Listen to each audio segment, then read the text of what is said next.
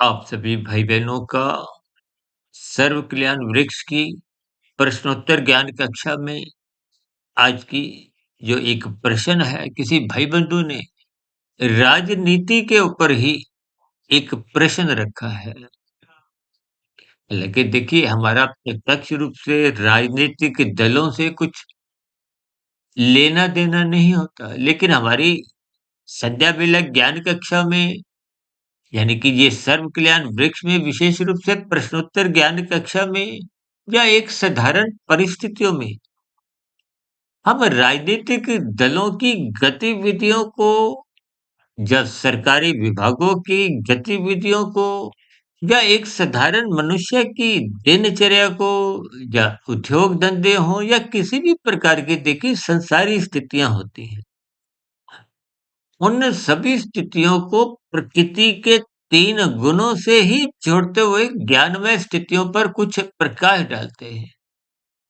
ताकि उन सभी स्थितियों के पीछे का जो एक ज्ञान है, अर्थ है, भावार्थ है, वो आपको में समझ में आ जाए। देखिए, हम बार-बार शब्दों का ही एक संधि विच्छेद को हो जैसे देखिए, किसी के मरने पे उसका पोस्टमार्टम करते हुए उसके कारणों की जाँच-पड़ताल की जाती है ना कि मृत्यु का कारण क्या रहा? विशेष रूप से देखिए कुछ दुर्घटनाग्रस्त स्थितियों में। हालाँकि ये उदाहरण कुछ अलग ही किस्म का है, लेकिन आज की चर्चा में बात आपको समझने के लिए इन शब्दों की स्थितियों के भी आपको में देखिए पोस्टमार्टम करने होते हैं, संधि विच्छेद करना होता है। उन शब्दों की श्रृंखला में जो स्थितियाँ इस्तेमाल में होती है, उनके जब तक आप शाब्दिक अर्थ, उनके भावार्थ नहीं समझोगे, तब तक फिर वो स्थितियों का आपको विशेष ज्ञान हो नहीं पाता। पहले भी देखिए राजनीतिक स्थितियों पर कुछ विशेष प्रकाश डाला है, क्योंकि भारत जैसे देश में देखिए राजनीतिक दलों के प्रति विशेष रूप से चुनाव की प्रक्रिया में, क्योंकि भारत में तो देखिए चुनाव की प्रक्रिया लगभग होती ही रहती है और आजकल तो देखिए कुछ टीवी के माध्यम से भी कुछ समाचार की जो एक स्थितियां हैं, वो एक विशेष स्तर पर एक तर्कपूर्वक स्थितियों को हो, एक विशेष रूप से इनका प्रसारण होता है, तो फिर लोगों की एक साधारण रुचि बनी रहती है। कहीं-कहीं तो कुछ मनुष्य देखिए इन सभी स्थितियों के साथ टाइम पास करने के दृष्टिकोण से भी जुड़ जाते हैं। हालाँकि हम देखिए बार-बार अपनी चर्चाओं में इस बात को जोर देकर समझाते हैं कि मनुष्य जोनी आपको में टाइम पास करने के लिए नहीं मिली। मनुष्य जोनी आपको में एक विशेष प्रकार की कर्म जोनी के साथ-साथ साधना जोनी का एक अवसर देके आती है। देखिए, कर्म फल सिद्धांत की स्थितियों को आपको में ज्ञानपूर्वक समझना चाहिए। हम तो बार-बार एक पाप कर्मों की स्थितियों पर बचने के दृष्टिकोण से पाप कर्मों को एक गैर जमानती वारंट से इसीलिए जोड़कर समझाते हैं, ताकि आप कर्मफल सिद्धांत की स्थितियों को ज्ञानपूर्वक समझो। क्योंकि कभी-कभी सत्संग के अभाव में, ज्ञान की न्यूनता में मनुष्य अपने जीवन में कुछ ऐसे पाप कर्म कहो या राजनीतिक स्तर पर कुछ गैर कानूनी काम भी कर जाता है, जिनका भविष्य में आपको में बहुत बुरे परिणाम प्रतिकूल परिस्थितियों में कहो या ये जो नीचे की 80 लाख प्रकार की तामसी निंदनीय कष्टमय जोनियां, उन जोनियों में आपको में फिर जाना पड़ता है, वहां जन्म लेना पड़ता है, दुख भोगने पड़ते हैं। देखिए परमात्मा तो न्यायप्रिय तो है ही है, परमात्मा किसी का देखिए कोई पक्षपात नहीं लेते। परमात्मा की व्यवस्था में किसी के साथ अन्याय होने का तो प्रश्न ही नहीं हो, क्योंकि परमात्मा के दिव्य गुणों में न्याय एक विशेष स्थिति है। लेकिन परमात्मा तो देखिए परम दयालु भी है।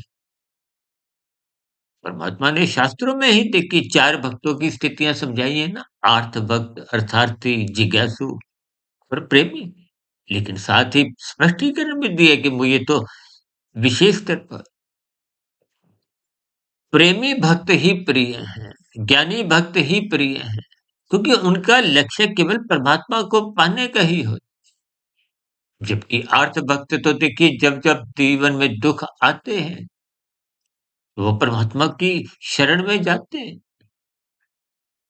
और जब हम संसार को भोगने के लिए, संसार को पाने के लिए, संसार को पकड़ने के लिए परमात्मा की शरण में जाते हैं, तो वो अर्थार्थी भक्त होता है। अर्थार्थी भक्त को आप राजसी स्थितियों से और आर्त भक्त को तामसी स्थितियों से जोड़ सकते हो। और इससे ऊँची श्रेणी का भक्त जिज्ञासु भक्त होता है, जिसके मन में विभिन्न प्रकार की जिज्ञासाएँ होती हैं। परमात्मा को जानने की, प्रकृति की व्यवस्था को समझने की। यूँ तो आप नीति शब्द को एक नैतिकता से भी जोड़ सकते हैं, एक न्याय संगत स्थितियों से भी जोड़ सकते हैं। देखिए, शब्दों की स्थितियों पर आप जितना-जितना थोड़ा गंभीरतापूर्वक एक चिंतन करोगे, तो शब्दों के अर्थ ही आपको भी बहुत अधिक गहरे संदेश देते हैं। लेकिन हम शब्दों को जब ऊपरी-ऊपरी स्तर पर ही, शाब्दिक स्तर पर ही रुक जाते हैं, तो फिर आपको हमें अर्थ समझ नहीं आते, तो फिर भावार्थ तो फिर और भी गहरी स्थितियाँ होती हैं। अब राजनीति में भी तो देखिए नीति शब्द है और राज शब्द है। राज का अभिप्राय तो देखिए आप समझते ही हो। देखिए राज करने की स्थितियाँ तो देखिए राजा की कहो, राज की कहो, यानी कि जनता के ऊपर राजा का एक शासन होता है, आदेश को हो। देखिए नीति का अभिप्राय भी तो विभिन्न प्रकार के नियमों से है, विभिन्न प्रकार की योजनाओं से है, विभिन्न प्रकार के जो एक कानूनी प्रक्रिया बनाई जाती है ताकि एक साधारण मनुष्य का जन कल्याण हो, एक व्यवस्था बने, किसी प्रकार की कुछ अव्यवस्थित स्थितियाँ उत्पन्न ही नहीं हो। अब भारत जैसे देश में तो आपने सुना ही होगा कि नीति आयोग बना हुआ है। अब नीति आयोग में तो ऐसे ही कुछ नियम कायदों का कुछ ना कुछ स्थितियाँ बनती रहती हैं, ताकि समाज में भाईचारा बने, सभी समाज के वर्ग के लोगों का कल्याण हो। इन सभी स्थितियों को मद्देनजर रखते हुए हम सभी भाई-बहन राजनीति शब्द के अर्थ समझ सकते हैं। यानी कि राज करने की नीति भी आप कह सकते हो, लेकिन नीति का विशेष अभिप्राय देखिए न्याय संगत स्थितियों से है। यानी कि जैसे परमात्मा ने देखिए नीचे की योनियों को क्रमशः अचेत रखा हुआ है, इसीलिए ताकि उनको अपने दुखों का बोध ना हो और कर्मफल सिद्धांत के अंतर्गत स्थितियों का क्योंकि पाप कर्मों का दुख रूपी परिणाम तो देखिए भोगना ही पड़ता है। यानी कि बिना भोगे देखिए अनुकूल परिस्थितियों का, सुखों का आप और हम एक पुरस्कार के रूप में उनका त्याग कर सकते हैं। यानी कि पुण्य कर्मों की अनुकूल परिस्थितियों का आप त्याग कर सकते हो, लेकिन प्रतिकूल परिस्थितियाँ जो जीवन में दुख रूपी आती हैं, उनका तो आप और हम त्याग कर नहीं सकते। वो तो आपको हमें भोगने पड़ते हैं। अभी कुछ दिन पहले ही देखिए कुंभ के मेले की स्थिति आपने देखी ही थी। तो अक्सर एक साधारण मनुष्य को कुछ भ्रममय स्थितियों का देखिए आस्था एक सात्विक स्थिति है।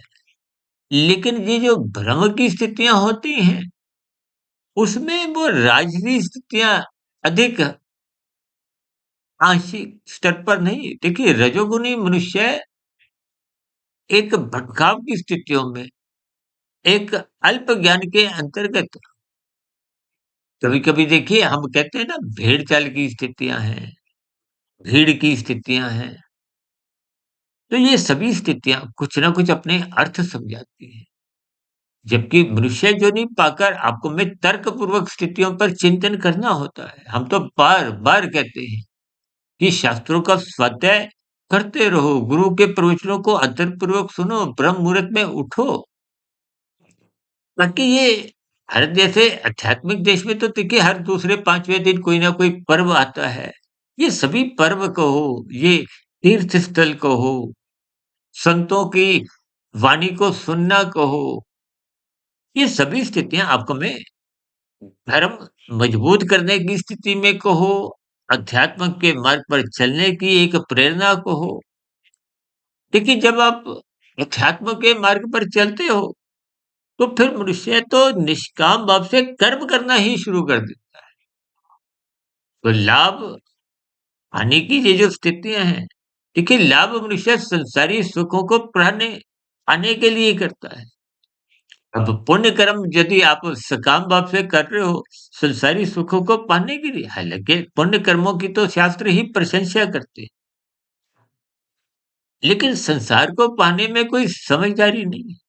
हालाँकि देखिए जो कर्म योग, ज्ञान योग, भक्ति योग की स्थिति है, उनमें भी देखिए कर्म तो होता है लेकिन फल पाने की इच्छा नहीं होती।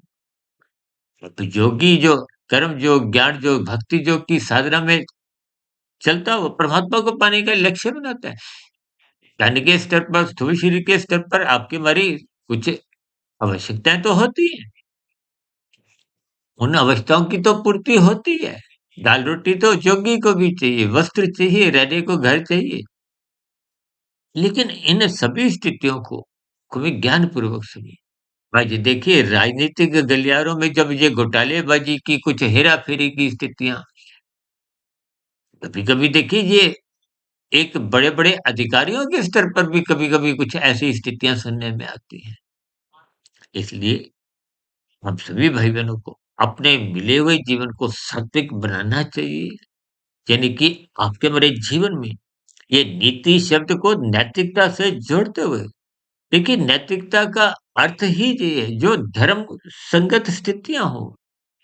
आप अपना भी एक लाभ कमाएँ, अपने आप की भी सुखमय स्थितियों के लिए आप प्रयत्न करें, लेकिन अन्यों के लिए दूसरों के दुखों का कारण नहीं बने, चाहे वो मनुष्य ही नहीं, पशु हो, चाहे पक्षी हो, चाहे कीड़ा-मकोड़ा हो। हम तो यहाँ तक बार-बार कहते हैं कि आप ऐसा कोई कार्य नहीं करो कि प्रकृति के सौंदर्य में भी कहीं कुछ गिरावट आए। आज प्रदूषण की समस्या दिन प्रतिदिन बढ़ती जा रही। ये सभी स्थितियाँ कब बनती हैं जब मनुष्य अपने जीवन को यानी कि नीतिगत कार्यों से, यानी कि धर्म मार्ग से, यानी कि अपने कर्तव्यों से भटक जाता है। और भटकने का अभिप्राय ही क्या है? कि आप और हम जब तमोगुण में गिर जाते हैं। तमोगुण में गिरने का अभिप्राय अज्ञानता की स्थितियाँ हैं। अज्ञानता का अभिप्राय अंधकारमय स्थितियों से है। ये तमोगुण की स्थितियाँ आपको हमें ज्ञानपूर्वक एक मर्यादित स्थितियों में सोने तक ही रखना चाहिए। नींद लेना देखिए तामसी वृत्ति है, उसकी तो निंदा नहीं। निंदा का अभिप्राय निषेधात्मक स्थिति से है। जब आप कानून को पालन नहीं करते, उल्लंघन करते हो, शास्त्र सम्मत कर्म नहीं करते, शास्त्र विरुद्ध मनमर्जी की स्थितियों में अपना जीवन व्यतीत करते हो, अन्य मनुष्यों के हितों की अवहेलना कर जाते हो, तो ये सभी स्थितियाँ आपका मतलब पाप कर्मों का कर्माशय बिगाड़ इसलिए हम सभी भाई-बहनों को शाब्दिक स्थितियों का एक अर्थ भावार्थ समझते हुए अपने जीवन में नीतिगत कार्य करने चाहिए। अपने व्यक्तिगत एक हितों की एक सीमित स्थितियाँ कि आपके व्यक्तिगत हित कहो, पारिवारिक हित कहो, अन्य किसी मनुष्य या अन्य किसी पशु-पक्षी या प्रकृति के वातावरण में कहीं भी कोई आप दुःख का कारण नहीं बनो। प्रकृति के वातावरण को दूषित मत करो। इन सभी स्थितियों को देखिए यानी कि राजनीति शब्द को आप नैतिकता से जोड़ो, नीतिगत कार्यों से जोड़ो, एक न्याय संगत स्थितियों से जोड़ो। अक्सर हम बार-बार अपनी चर्चाओं में इस बात को भी जोड़ देकर कहते हैं कि लाल बत्ती पे रुको, हरी बत्ती पे ही चलो। क्योंकि लाल बत्ती पे रुकना इसलिए अनिवार्य है क्योंकि उस स्थिति विशेष में दूसरों की हरी बत्ती है, उनके अधिकार की रक्षा आप अपने कर्तव्यों को निभाते हुए देखिए, कानून का पालन करना मानसिक स्तर पर भी होना चाहिए। यदि आप मानसिक स्तर पर कोई प्रसन्नतापूर्वक लाल बत्ती पे नहीं रुकते, ऊपरी स्तर पर चालान से बचने के दृष्टिकोण से ही वहाँ खड़े होते हो, तो आपके संस्कार बुरे बनते हैं। भले ही चलान नहीं करता क्योंकि स्थूल शरीर के स्तर पर आपने कानून का पालन किया। लेकिन बुरे संस्कार निरंतर जब बनते जाते हैं तो कारण शरीर बिगड़ने लगता है। वो बिगड़े हुए संस्कार फिर मन बुद्धि के स्तर पर लाल बत्ती पे रुकने को एक बाध्य नहीं करते। फिर मनुष्य कानून का उल्लंघन कर जाता है। देखिए इन सभी स्थितियों को हम ब्रह्म मुहूर्त ज्ञान उपदेश कक्षा में कहीं न कहीं कुछ गंभीर विषय उठाते हुए प्रकृति के 3 गुण और आपके बड़े 3 शरीर, स्थूल शरीर, सूक्ष्म शरीर, कारण शरीर। हालाँकि स्थूल शरीर का संबंध ही देखिए कानून का पालन करने की स्थितियाँ हैं और शास्त्र सम्मत कर्म करने की स्थितियाँ हैं। लेकिन स्थूल शरीर का संचालक सूक्ष्म शरीर है, मन बुद्धि है। इन सभी स्थितियों को ज्ञानपूर्वक समझते हुए अपने मिले हुए जीवन में अपने कर्तव्य कर्मों को प्रसन्नतापूर्वक निभाते जाइए, जीवन अनुशासित बनाते जाइए, ताकि आप और हम पाप कर्मों से भी बचें, कानून के उल्लंघन से भी बचें और अपने जीवन को यथासंभव अध्यात्म के मार्ग पर, परमात्मा के मार्ग पर ले जाने के लिए सदा ही प्रयास करते रहें। इन्हीं शुभकामनाओं के साथ आज की चर्चा विशेष को अब यहीं विराम देते हैं। कल सुबह फिर मिलते हैं ब्रह्म मुहूर्त ज्ञान उपदेश कक्षा में और कल दिन में लघु ज्ञान संदेश आध्यात्मिक ऑक्सीजन के अंतर्गत और कल शाम को फिर पुनः सर्व कल्याण वृक्ष की प्रश्नोत्तर ज्ञान कक्षा में या साधारण किसी परिस्थितियों पर चर्चा करते हुए चर्चा विशेष को यहीं विराम देते हैं। आप सभी भाई बहनों का चर्चा विशेष को ध्यानपूर्वक सुनने के लिए बहुत बहुत धन्यवाद।